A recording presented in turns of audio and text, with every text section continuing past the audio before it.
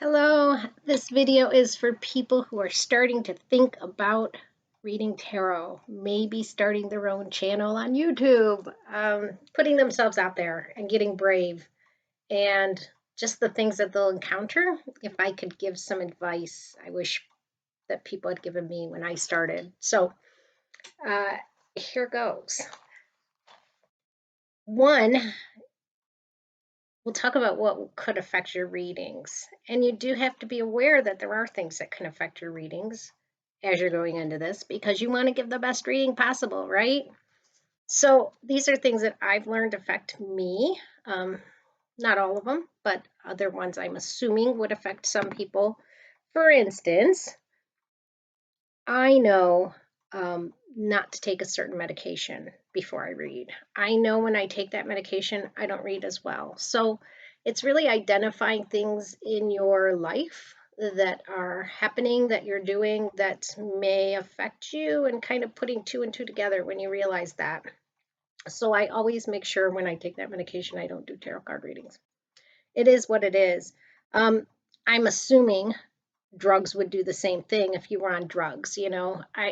I don't know if you read that book, a scientist, the scientist and the psychic. His mom actually was a psychic. They were in Canada, and she used to travel around doing psychic readings, and she took drugs and said they made her actually a better reader. I'm not going to go there to even try. I guess it maybe could go both ways. I would say avoid. And alcohol, I drink alcohol, but not before I do a tarot card reading because I want my mind to be really receptive and I want to be in the right mind frame to just connect and not have anything clouding my mind in any way. So I stay away from alcohol too. Um, Things also that could affect your readings, a frame of reference. If you're reading on something and you don't have a frame of reference. So a lot of the time in my readings when I do it, I'm reading cards, but I'm also getting like flashes in my head, images, things that are um, drawing me in or little words popping into my head. Sometimes I don't know what it is. It's like not making a lot of sense to me because I don't have a frame of reference. In that case, I jot down whatever it is that I might be hearing or seeing, and then I try to kind of figure it out. So if you don't have a frame of reference, if you haven't experienced this thing that you're reading about, it's hard for it to come through in the cards and to come through giving and to give you an experience like that you have a frame of reference to if you've never experienced anything like that. So in this line of work, it's really good to have had a full life and have had lots of different experiences, good and bad, because they will kind of help guide your readings, as weird as that sounds. Um, So we also can have too much of a frame of reference, meaning we automatically go to this thing because we've seen this so many times before and it's come out in many, especially if you do love readings, there are certain patterns that you'll see again and again and again with people. And sometimes you get used to seeing those patterns so much that your mind might just take off and you find yourself following your mind instead of just kind of listening to what comes. So know that having too much of a frame of reference can also affect you as well. As it's not always good to just, assume. If you find yourself assuming, start being careful there because you want to listen and you want to hear what you're getting and you don't want to like jump ahead because then you're using your mind. And when you do this kind of work, it's always a thinking mind and the feeling, I think it's more your gut, the feeling gut mind is what I call it. And you want to use that mind instead of this mind. You want to use your mind down here that gives you those feelings and those hunches, and that's what you're looking for. Okay, so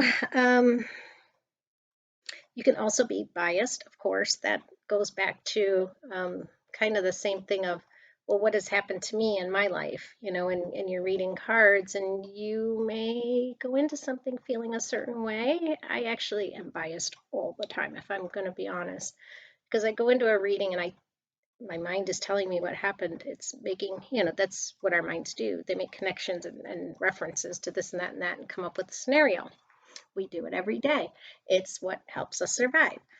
But in this situation, of course, we want to try not to be biased. We want to go in there with um, as much as we can without having created that story in our mind that we're walking into it with. Because the problem is, if you think too much about it, then you start seeing what you want to see. So when I read on I like to do missing person cases. When I read on a missing persons case, I never listen to any other tarot card readers or psychics or anything else. I don't want to hear what they said. I don't want to see the cards they pulled and the way they've interpreted them, because that very well may affect my reading. I like to read just the facts of the case and have a kind of a quick over understanding overlay of it, and then read. I don't want to get too much. I don't want to start reading about people's theories and all of that stuff. If I do that, then I'll say this theory, this theory, this theory, and start pulling cards for the different theories. I have done that before, but you want to be careful about getting too much information, because then you definitely can find yourself using your thinking mind instead of your hunchy gut. And you want to use your hunchy gut if you can. So when you have too much information, too much on your mind, that starts kicking in. I think it's best to read with not a whole lot of information if you can. So things that help. I really, really feel like taking classes helps. I try to take as many psychic, tarot, whatever classes as I can. I think just being around like-minded people, being in groups, if you sit in circles, that can be amazing. You can really feel the energy in the room, especially when you're with other people that have abilities. And there's something about that energy that just I don't know, you could just feel it in your soul that um, it's the best place, I think, for you to continue to grow, to be around other people like you. And there's lots of online circles that you can visit now and be a part of, and many of them are free. Um, Another thing that really helps me, this is a weird thing. I've heard mediums say this though, not psychics. So I don't know where that's coming from, but I always read better when it's raining. Always. I know that's a weird thing, but if it's raining, I often get like a pull to go read cards. And when I do read cards, it seems like my readings are just pretty fabulous. They are like spot on. Not sure what that is, some sort of energy, whatever. But that's one thing I have found. I think being around water is really good for me personally. That's something I've identified. So you can identify, hey, I did a super good reading what was going on that day. And think about things like that, because maybe there are things in your environment that are affecting you as well. Okay, things to remember as you go forward as a tarot card reader. It really takes a lot of bravery, especially when you start putting yourself out there, because people on social media, especially, they're not kind all the time. They just aren't. And they're going to make comments. And I feel like don't be afraid to just delete the nonsense. If you're starting a channel, it's your channel, and you don't need to have insults on there. So, do what you feel is comfortable with. I like people to be able to express themselves, but if they're starting to be rude, that's a different story. But know that you're going to be dealing with all kinds, all kinds, and people are not always kind. Um, Another thing to remember is that if you make one mistake, just one, people are jumping all over you. There's no other job in the world where if you made one mistake, people would say, "You're a fraud, get out of this job, you don't know what you're doing." Most jobs always have kind of a bit of expectation of error, right? Because nobody's going to do their job perfectly all the time. Maybe they could have achieved this goal, but they were here, or they just totally made a big mistake. And I think of my somebody related to me went in, had surgery, were given way more medication than they should have been. And I think they started having seizures and stuff, and it was a hospital's mistake. They gave them like way, way, way, way more medication than this person should have had.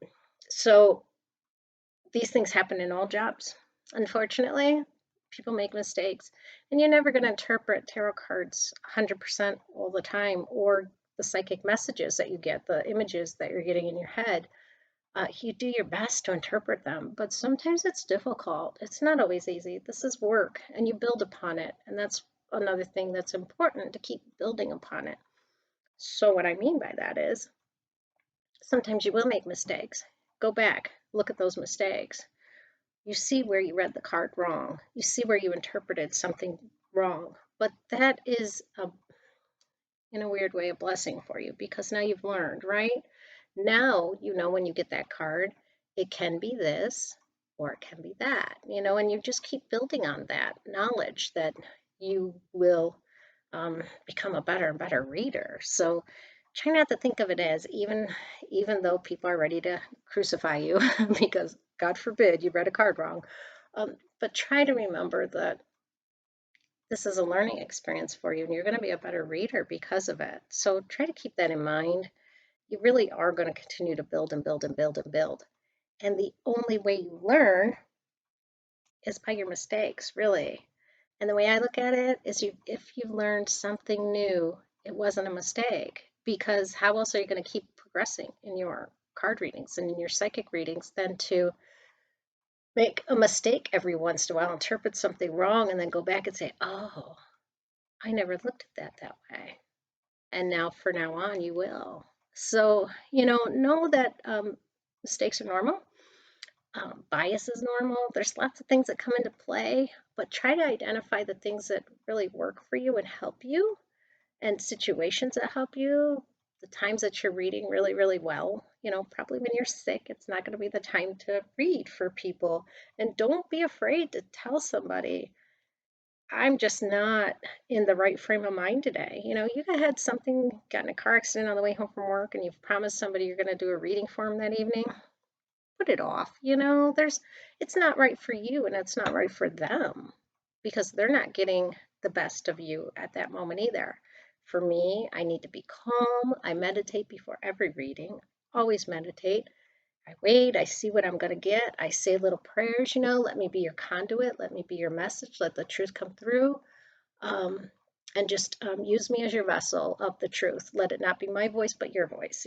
I always say things like that so that trying to take myself out of it and just let the feelings and the hunches and the interpretations flow through me and not be of me.